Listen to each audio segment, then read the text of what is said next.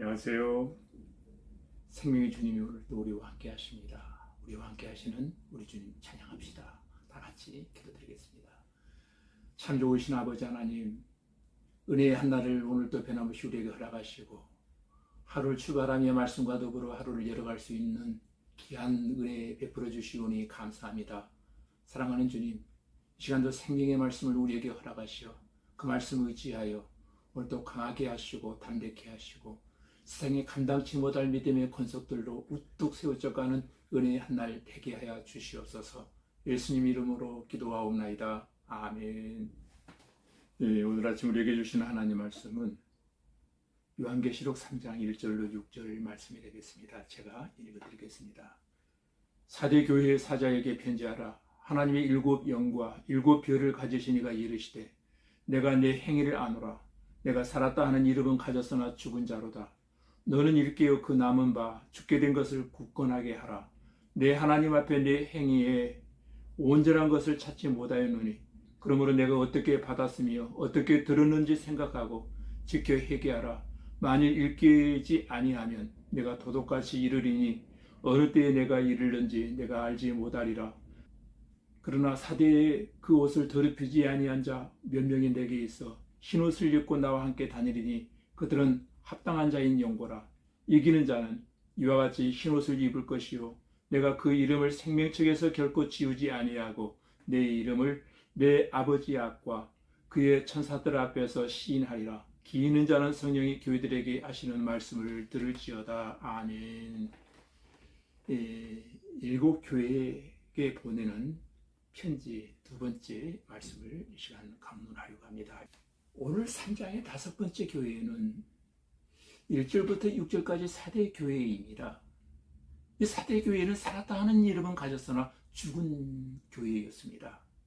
그러니까 한마디로 사대 교회는 영적으로 죽어 있었습니다.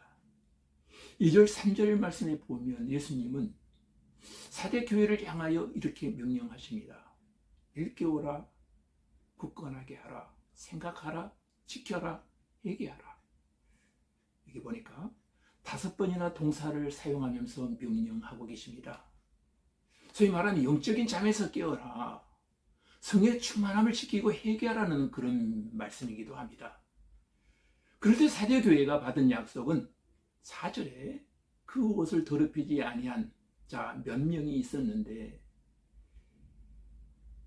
영적으로 살아있는 흰옷을 입은 합당한 사람이었습니다. 5절에 보니까 이기는 자는 이와 같이 흰옷을 입을 것이요 내가 그 이름을 생명책에서 결코 지우지 아니한다라고 말씀했습니다.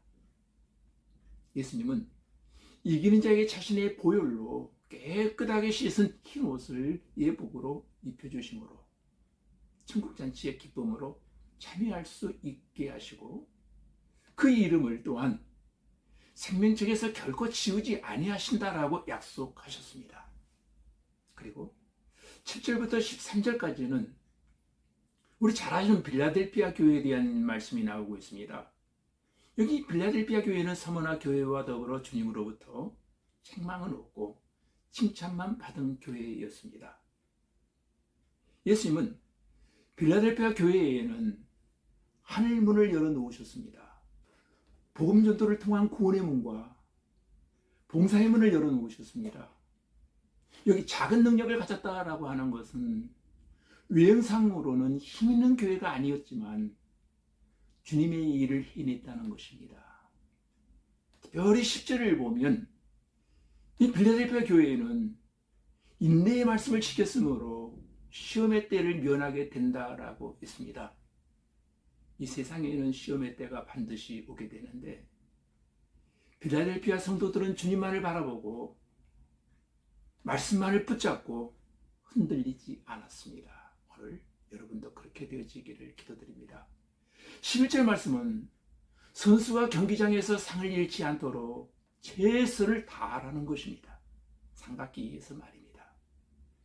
빌라델피아 교회의 성도들도 지속적으로 영적 무장을 통해 환난과 핍박 속에서도 인내의 말씀을 지켜 승리해야 함을 가리키는 말입니다. 12절에 보니까 이기는 자는 내 하나님 성전의 기둥이 되게 한다라고 했습니다. 기둥은 성도들의 영예로운 지위를 말하는 것입니다. 교회에 요동치 아니하는 기둥으로 사용하신다는 말씀입니다. 여러분이 다 기둥 같은 교우들이 되시기를 바랍니다. 14절부터 22절까지는 라오디게아 교회에 대한 말씀이 나오고 있습니다. 여기 라오디게아 교회에는 소아시아 7교회들 가운데서 최악의 상태였습니다. 사대교회는 라오디게아 교회보다는 나았습니다. 사대교회 안에는 그 옷을 더럽히지 않은 자 몇 명이 아직 남아있었다는 것입니다. 그런데 여기 라오디게아 교회에는 예수님이 아예 계시지 않으셨습니다. 라오디게아 교회에는 예수님을 문 밖에 세워두었습니다. 라오디게아 교회는 그 전체가 예수님 밖에 있었다는 것입니다. 그러니 그들은 구원받을 수 없었습니다. 참으로 불행한 일이었습니다. 라오디게아의 예수님은 첫 번째 아멘으로 나타나셨습니다. 그들에게는 아멘이신 예수님이 없었습니다.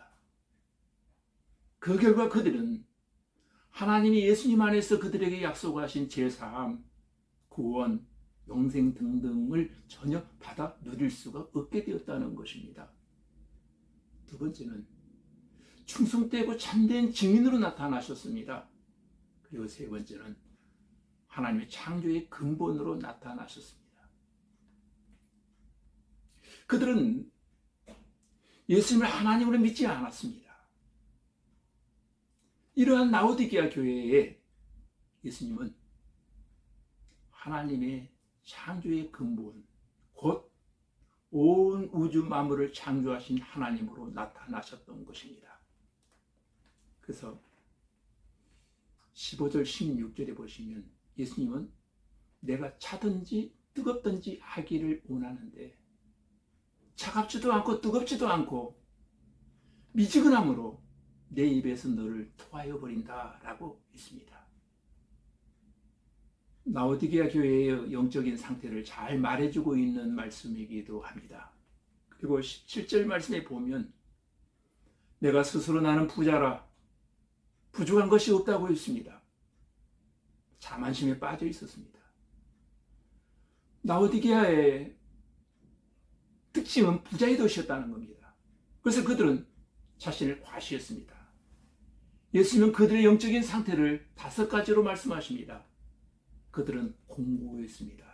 마음 중심에 예수님이 안 계셨어요. 그들의 영혼은 피곤하며 고단했습니다. 그들에게 있는 죄의 무거운 짐을 해결하지 못하고 그대로 지고 있었기 때문입니다.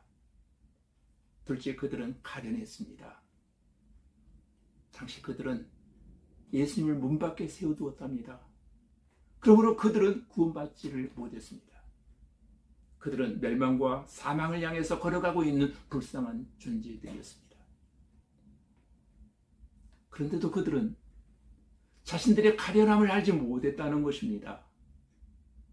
세 번째, 그들은 가난했습니다. 예수님 안에서 영적으로 풍성함을 누리지 못했다는 말이기도 합니다. 어쩔 수 없이 그들은 영적으로 가난할 수밖에 없었습니다. 네 번째, 그들은 눈이 멀었습니다. 그들은 십자가에 달려 돌아가신 예수님을 보지 못했습니다. 그들은 자기들의 공고하고 가련한 상태도 보지 못했습니다. 그들은 자기들 앞에 놓여있는 사망도 보지 못했습니다. 이처럼 그들은 영적으로 눈이 매우 어두워져 있었던 것입니다. 눈이 멀었습니다. 다섯 번째, 그들은 벌거벗었습니다. 그들은 예수님을 문 밖에 세워두었기 때문에 그들에게는 인간의 의만 있었을 뿐입니다. 영적으로 보면 그들은 벌거벗은 몽크들이었습니다.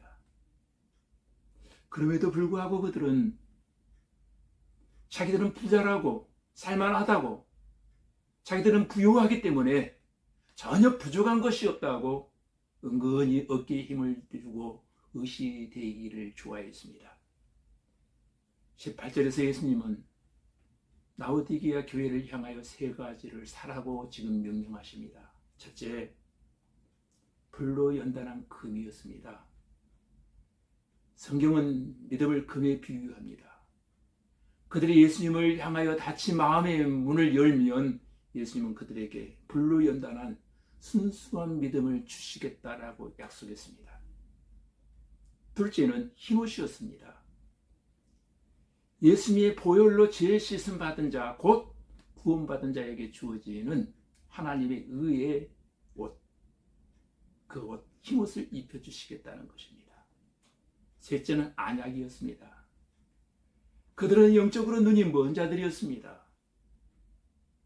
따라서 예수님은 그들에게 신령한 안약을 예수님에게서 사서 그들의 심령의 눈에 바르라고 명령하십니다. 그러면 예수님의 빛이 그들을 환하게 비추어 그들의 영안이 활짝 열리게 되어질 것입니다. 19절에서는 내가 사랑하는 자를 책망하여 징계한다. 그러므로 내가 열심을 내고 회개하라고 했습니다. 여러분, 라오디게아 교회는 예수님의 심판을 받아야 마땅했습니다. 그러나 예수님은 그들을 사랑으로 책망하시며 또한 징계하셨습니다. 그동안 그들은 사실 이단 사상에 빠져서 예수님을 교회의 문 밖으로 내쫓았습니다. 이제 그들은 애통하는 심정으로 예수님을 물리쳤던 그들의 죄를 회개해야 했던 것입니다. 20절 말씀을 함께 보겠습니다. 벌저다 내가 문 밖에 서서 두드리더니 누구든지 내 음성을 듣고 문을 열면 내가 그에게로 들어가 그와 더불어 먹고 그는 나와 더불어 먹으리라. 아멘. 무슨 말입니까? 사실 예수님은 라오디게아 교회의 문을 부수고서 바로 그 즉시 그들을 심판해 버릴 수도 있었습니다. 그러나 예수님은 문 밖에 서서 사랑으로 인내하시며 참고 그들이 돌아오기를 기다리셨답니다. 행여 우리도 예수님을 문 밖에 세워두고 있지는 않는지요? 행여 우리도 영적으로 교만해 있지는 않는가? 한번 내 자신을 살펴보시기 바랍니다. 우리도 예수님을 미지근함으로 역겹게 만들고 있지는 않습니까?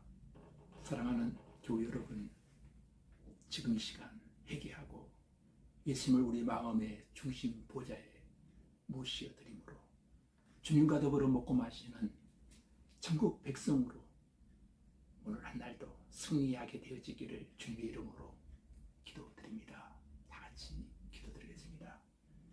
하나님 아버지, 우리 교회는 사대교회처럼 영적으로 죽은 교회가 되지 않게 하시고 영적인 잠을 자지도 않게 하시고 예수님의 보혈의 은혜로 흰옷을 입고 생명책에 기록된 이름이 지어지지 않는 천국 백성으로 천국잔치에 기쁨으로 참여하는 성도들이 다 되게 하시고 소모나 교회와 빌라델피아 교회처럼 칭찬받는 교회가 되게 하시고 마지막 시험 때 인내의 말씀을 지켜 오직 주님만 바라보며 믿음으로 이기는 자가 되어 성전의 기둥으로 주님 보시기에 합당한 종들로 쓰임받게 하시고 미지근한 믿음 생활을 버리게 하시고 뜨거운 믿음 생활을 하게 하시고 금보다 더 귀한 믿음을 가지고 영적인 눈이 떠서 문 밖에서 문을 두드리시는 주님의 음성을 듣고 문을 열게 하시고 행여 우리도 예수님을 문 밖에 세워두는 자 없게 하시고 행여라도 영적으로 교만하지도 않게 하시고